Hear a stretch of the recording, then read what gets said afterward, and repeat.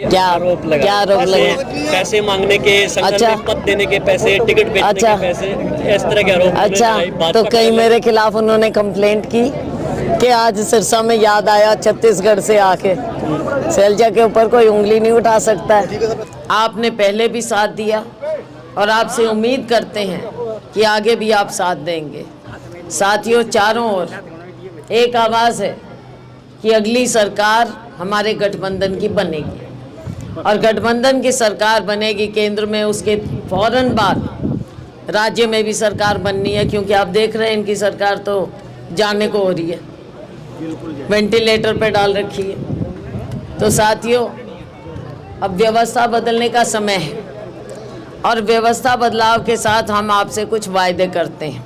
आपको कागज़ दिया है, 5 न्याय है, 25 गारंटी है पिछली तरफ। अब ध्यान से पढ़ना। 3 बात केवल कहूँगी। किसानों के लिए हमारा वायदा है कि किसानों का हम कर्जा माफ़ करेंगे और एमएसपी की आपको कानूनी गारंटी देंगे। युवाओं के लिए हम कहेंगे, ये जो नशा फैला रखा है साथियों, नशे पे काबू पाना ज़रूरी है, परिवार नष्ट हो जाते हैं। हमने अपने युवा को नौकरी में लगाना है, कामकाज में लगाना है। अभी माताएं बहनें यही कहती हैं कि लड़कों को, लड़कियों को, बच्चों को नौकरी दो। तो साथियों, हम आपसे वायदा करते हैं कि केंद्र सरकार की 30 लाख नौकरियां खाली पड़ी हैं, वो हम फौरी रूप से भरेंगे और शिक्षित युवाओं को पहली नौकरी पक्की देने का पुख्ता इंतज़ाम करेंगे। अब आइए तीसरी बात पर, वो है सबसे गरीब की। जो सबसे गरीब है वो और गरीब कर दिया भाजपा ने। अब समय आ गया है हमारी सरकार बने, हम गरीब को ऊपर उठाएं। देश की संपत्ति में गरीब का भी हिस्सा होना चाहिए। मोदी जी ने केवल अपने 2-4 दोस्तों का फ़ायदा किया है, गरीब का नहीं। तो साथियों, हमारी सरकार आएगी तो हर गरीब परिवार में हम एक महिला को हर साल 1 लाख रुपया देंगे, हर साल। कांग्रेसी आए और उन पे, आप पे जो है कई तरह के आरोप लगा। पैसे मांगने के, संगठन में पद देने के पैसे, टिकट बेचने के पैसे, इस तरह के आरोप। अच्छा, तो कहीं मेरे खिलाफ उन्होंने कंप्लेंट की कि आज सिरसा में याद आया छत्तीसगढ़ से आके शैलजा के ऊपर कोई उंगली नहीं उठा सकता है। और अगर ऐसी कंप्लेंट थी, वहाँ पे FIR कराते, मेरे खिलाफ कानूनी कार्रवाई करके दिखाते। FIR की है तो कॉपी ला के देंगे। क्या आप इसको मानते हैं कि बौखलाहट है? ये बौखलाहट है? कहाँ फालतू की ऐसी बातें कोई लोग मानेंगे क्या? मतलब हंसी आती है इंजय कि इतने डेस्परेट हो गए हैं, बौखला गए हैं कि ऊट पटांग बातें लेके यहाँ पे आ गए। बहन जी, आपका जो चुनाव पूरे परवान पे है, तो आप किस तरह का दृश्य देख रही हैं, हरियाणा का भी और अपने क्षेत्र का भी? देखो, हर तरह की बात है। देश में भी दृश्य बदल रहा है। 10 साल का दृश्य अब नहीं रहेगा।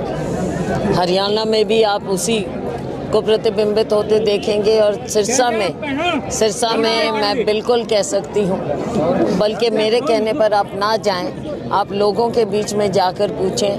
लोगों का रुझान आज के दिन पूरी तरह से कांग्रेस पार्टी के साथ है और हमें विश्वास है कि लोग हमारा साथ देंगे और हमें यहाँ से जिताएंगे। हरियाणा का फ्यूचर कैसे नजर आ रहा है? आप राज्य की बात भी कर रहे हैं केंद्र जी, बात इसलिए कर रहे हैं क्योंकि राज्य सरकार डामाडोल हो रही है और किसी भी दिन ये जा सकती है।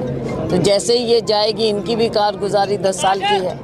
यहाँ भी हरियाणा में भी लोकसभा के बाद हरियाणा की तैयारी हम रखें। आज आप तालावाली में हैं, शिषपाल जी आपके साथ है, कैसा है उनका समर्थन है? मतलब छवि कैसी है अभी? आपको कितना समर्थन मिल रहा है?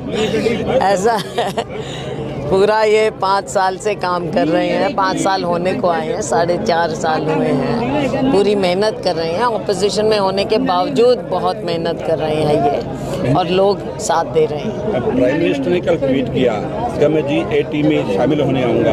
वो तो प्रधानमंत्री का उसमें हमारा देश शामिल भी नहीं है, इसके बावजूद वो जाना चाह रहे हैं। देखो, ये आदत है अपने देश की समस्याओं को दूर रखते हुए, सिर्फ अपने आप को दुनिया में घुमाते हुए कि क्या दिखाना चाहते हैं। अगर गरीब की आवाज़ नहीं सुनेंगे, बेरोज़गार की आवाज़ नहीं सुनेंगे, किसान की, मजदूर की आवाज़ नहीं सुनेंगे, विश्व में घूमने से हमारे देश का फ़ायदा नहीं होने वाला। आप ना अलग अलग तबके के लोगों से मिले हैं, क्या फीडबैक है पिछले 10 सालों का?